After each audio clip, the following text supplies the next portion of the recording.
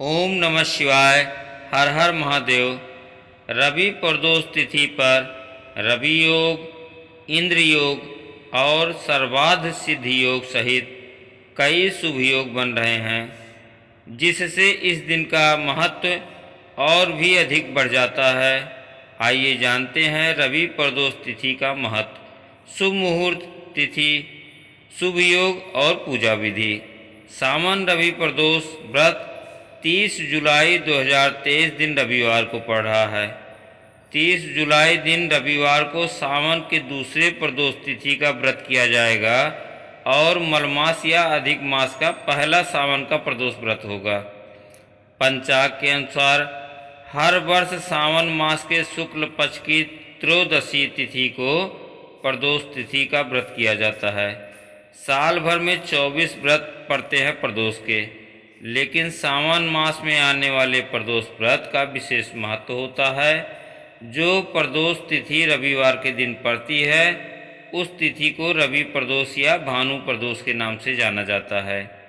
इस दिन व्रत रखने और प्रदोष काल में भगवान शिव और माता पार्वती की पूजा अर्चना करने से शुभ फलों की प्राप्ति होती है और शिव परिवार का आशीर्वाद प्राप्त होता है। आइए जानते हैं रवि प्रदोष व्रत की तिथि, महत्व, शुभ योग और काम की जानकारी।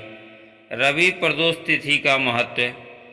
रवि प्रदोष तिथि के दिन शिवलिंग का अभिषेक, रुद्राभिषेक और श्रृंगार का विशेष महत्व होता है।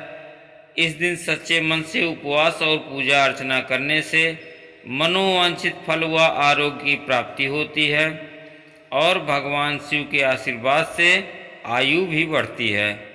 स्कंद पुराण के अनुसार प्रदोष तिथि के दिन भगवान शिव कैलाश पर्वत पर स्थित अपने रजत भवन में नृत्य करते हैं और सभी देवी देवता वंदना करते हैं।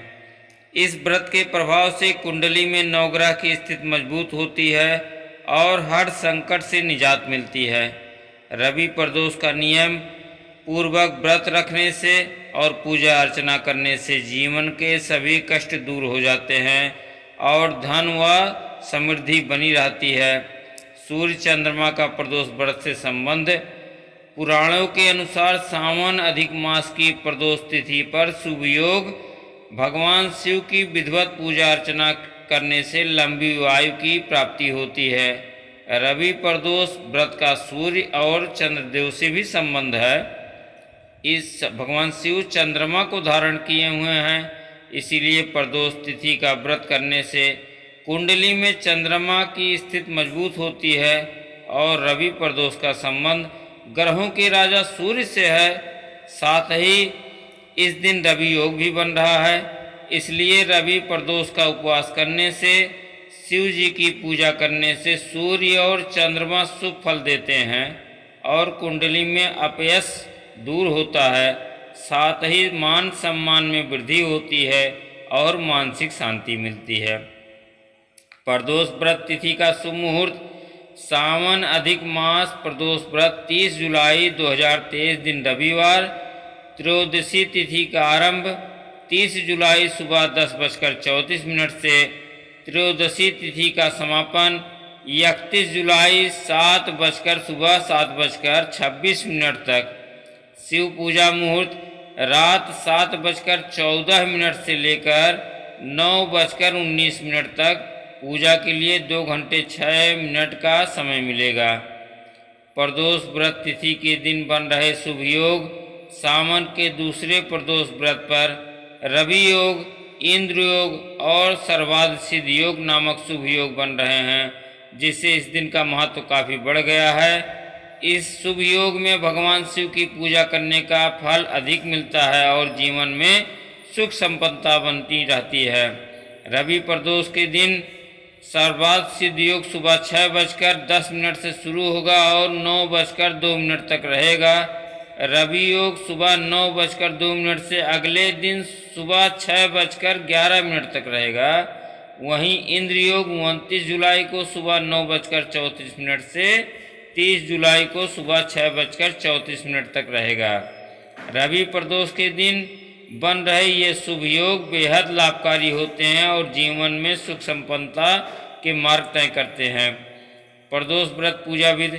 प्रदोष तिथि के दिन ब्रह्म मुहूर्त में स्नान और ध्यान से निवृत्त होकर साफ एवं स्वच्छ वस्त्र पहने और घर में बने पूजा घर में दीपक जलाकर और हाथ में अक्षत लेकर व्रत का संकल्प लें।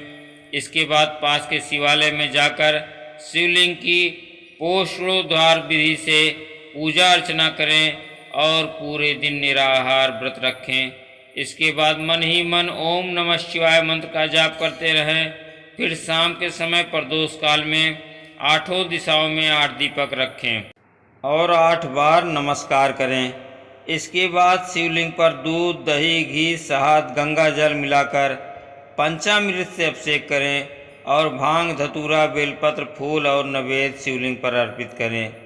इसके बाद धूप दीप जलाकर भगवान शिव की आरती करें और प्रदोष व्रत की कथा सुनें या पढ़ें। इसके बाद आप भोजन कर सकते हैं। अब आइए जानते हैं कि इस दिन किए जाने वाला विशेष उपाय। यदि आपके घर में कोई लंबे समय से बीमार रहता है या कोई व्यक्ति बार बार बीमार पड़ जाता है तो सबसे पहले उस व्यक्ति को अपने छत पर जाकर चंद्र देवता का दर्शन करना है। उस दिन कुछ इस तरह से चंद्रदेव निकलेंगे, आप देख सकते हैं जैसा स्क्रीन में आप दिख रहा है। बहुत थोड़ा सा चंद्र देवता निकले हुए दर्शन आपको मिल जाएंगे, इस तरह से नज़र आएंगे। दर्शन करने के बाद दोनों हाथ जोड़कर प्रणाम करें और फिर एक कटोरी में कच्चा दूध गाय का लेना है, ज़्यादा नहीं तो 2-3 चम्मच दूध लेना है और एक सफ़ेद फूल चंद्रदेव का दर्शन करते हुए अपनी उंगलियों से दूध को उठाकर चंद्र देवता की तरफ छिड़क देना है, ऐसा जैसे आप किसी को स्नान करा रहे हो पानी छिड़क कर। ऐसा मानते हुए आपको 5 बार चंद्रदेव की तरफ छिड़कते हुए दूध को स्नान कराना है और फिर स्वयं भी अपने सर पर पानी को दूध को छिड़क कर स्नान करना है। उसके बाद वह फूल जो आपने सफ़ेद फूल लिया है वह चंद्रदेव की तरफ दोनों हाथ में लेकर उनका स्मरण करते हुए आपको चढ़ा देना है। वहीं छत पर ज़मीन पर रख दीजिएगा उनके नाम से। उसके बाद आपको अपने बीमारी के लिए, जो व्यक्ति बीमार है उसके लिए प्रार्थना करनी है और प्रार्थना करने के बाद आप नीचे चले आइए चंद्रदेव को नमस्कार करके। आप देखेंगे कि बीमारी आपके घर से हमेशा हमेशा के लिए गायब हो जाएगी। आपके घर में कभी भी बीमारी प्रवेश नहीं करेगी। यदि आप प्रदोष व्रत किए हैं तब भी यह उपाय करिए, नहीं किए हैं तब भी इस उपाय को आप कर सकते हैं। श्री शिवाय नमस्तुभ्यम। एक निवेदन और है कि प्लीज़ वीडियो को लाइक एवं चैनल को सब्सक्राइब करने के साथ साथ कमेंट बॉक्स में हर हर महादेव लिखना ना भूलें।